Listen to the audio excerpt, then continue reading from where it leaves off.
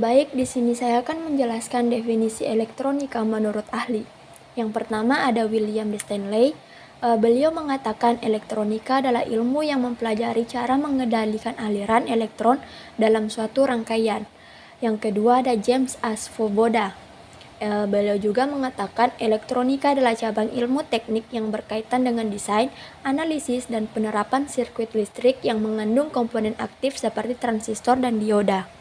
Yang ketiga, menurut Albert Paul Malvino, elektronika adalah ilmu yang membahas tentang bagaimana alat listrik bekerja dengan mengontrol aliran elektron dalam suatu rangkaian. Dan yang terakhir atau yang keempat, menurut Floyd, elektronika adalah studi tentang perangkat dan sirkuit yang beroperasi dengan sinyal listrik untuk melakukan berbagai fungsi, seperti pengolahan informasi, dan kontrol sistem. Dari definisi elektronika menurut para ahli, dapat disimpulkan bahwa elektronika adalah cabang ilmu yang mempelajari pengendalian dan pemanfaatan aliran elektron dalam berbagai perangkat dan sistem. Ilmu ini melibatkan komponen aktif seperti transistor, dioda, dan semikonduktor untuk mengolah sinyal listrik, melakukan kontrol, serta mendukung teknologi komunikasi dan pemrosesan data. Di sini saya akan menjelaskan perkembangan elektronika. Yang pertama, pada tahun 1876, sarana telekomunikasi menggunakan telepon yang ditemukan oleh Alexander Graham Bell yang masih terlalu sederhana.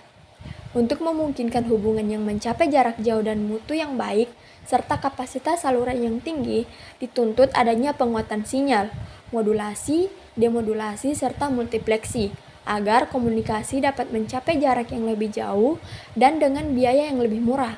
Diperlukan penggunaan media gelombang elektromagnetik yang lebih efektif dan efisien. Lalu pada tahun 1896, Marconi berhasil menciptakan telegraf radio. Telegraf tanpa kabel, tetapi menggunakan media gelombang elektromagnetik. Dengan demikian, tuntutan jarak yang jauh dapat dipenuhi. Pada tahun 1904, Sir Ambrose Fleming menemukan tabung hampa dengan 2 elektroda, atau yang biasa disebut tabung dioda, yang dinamakannya valve atau katup. Katup ini dapat berfungsi sebagai detektor sinyal-sinyal dari telegraf radio Marconi. Tahun 1906, De Forest meletakkan elektroda ketiga atau kisi pada katup Fleming sehingga ditemukanlah tabung trioda yang ia beri nama audion. Audion ini dapat berfungsi antara lain untuk memperkuat sinyal-sinyal audio yang dikelolanya. Pada tahun 1920, penemuan tabung trioda ini dan lebih-lebih dengan ditemukannya tabung ikonoskop, yaitu tabung hampa yang merupakan alat dasar dalam kamera televisi yang ditemukan oleh Vladimir Zwonikin.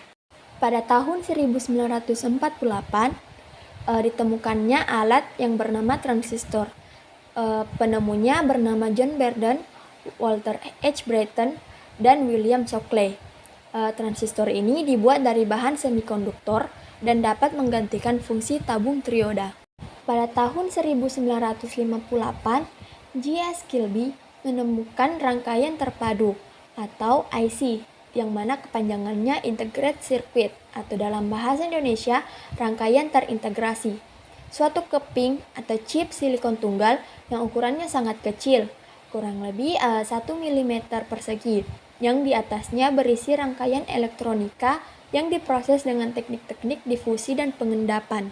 Pada tahun 1971, perusahaan elektronika Intel di Amerika Serikat berhasil membuat IC mikroprosesor yang merupakan otak dari komputer. IC mikroprosesor ini bersifat fleksibel, mempunyai fungsi hampir mirip, tak terbatas. Bidang elektronika yang pertama akan saya jelaskan yaitu bidang instrumental dan kontrol. Bidang instrumental dan kontrol adalah cabang teknik yang berkaitan dengan pengukuran, pemantauan, dan pengendalian proses dalam berbagai sistem industri dan teknologi. Bidang ini banyak diterapkan dalam otomasi industri, robotika, dan sistem kendali proses untuk meningkatkan efisiensi dan akurasi operasional. Lalu yang kedua ada bidang telekomunikasi. Bidang yang mempelajari dan mengembangkan teknologi untuk mengirim dan menerima informasi jarak jauh melalui berbagai media, seperti sinyal listrik, gelombang radio, serat optik, dan satelit. Bidang ini mencakup sistem komunikasi seperti telepon, internet, jaringan seluler, dan transmisi data yang berperan penting dalam konektivitas global. Lalu yang ketiga, bidang elektronika konsumer. Bidang elektronika yang berfokus pada perangkat elektronik yang digunakan oleh masyarakat umum untuk keperluan sehari-hari. Produk dalam bidang ini meliputi televisi, radio, smartphone, komputer, kamera digital, dan peralatan rumah tangga pintar lainnya. Bidang yang keempat ada bidang elektronika kuantum. Bidang ini berfokus pada fenomena seperti efek tunneling, superposisi, dan keterkaitan kuantum dalam perangkat seperti transistor nano, komputer kuantum, dan sensor kuantum. Teknologi ini digunakan dalam pengembangan komputasi super cepat, komunikasi ultra aman, dan perangkat elektronik dengan efisiensi tinggi. Lalu, ada ruang lingkup elektronika. Komponen adalah unsur pembentuk rangkaian, sedangkan rangkaian adalah unsur pembentuk sistem.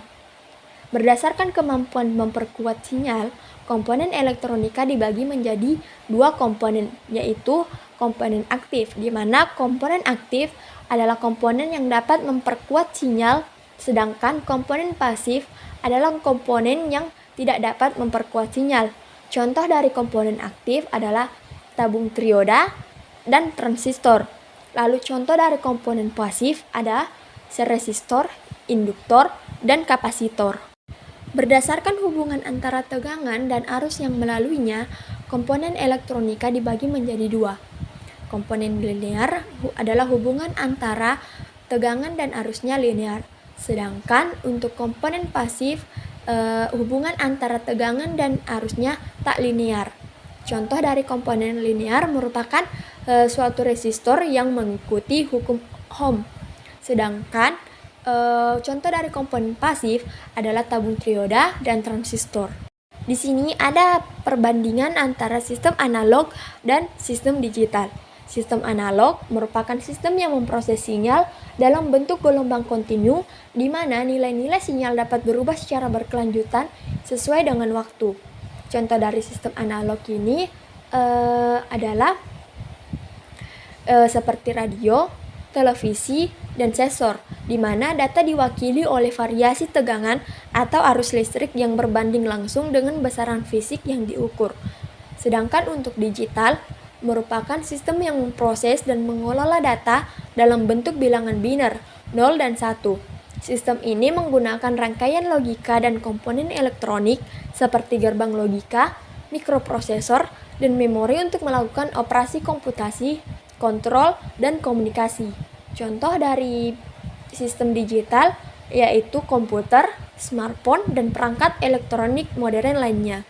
Dibandingkan dengan sistem analog, sistem digital lebih akurat, fleksibel, dan tahan terhadap gangguan.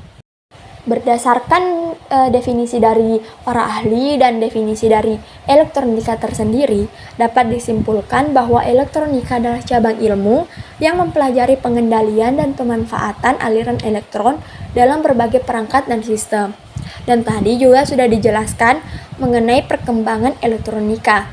Dan saat ini pun elektronika terus berkembang dengan teknologi seperti Internet of Things, IoT, kecerdasan buatan atau AI, dan nanoelektronika yang semakin meningkatkan efisiensi dan kecanggihan perangkat elektronik di berbagai bidang kehidupan.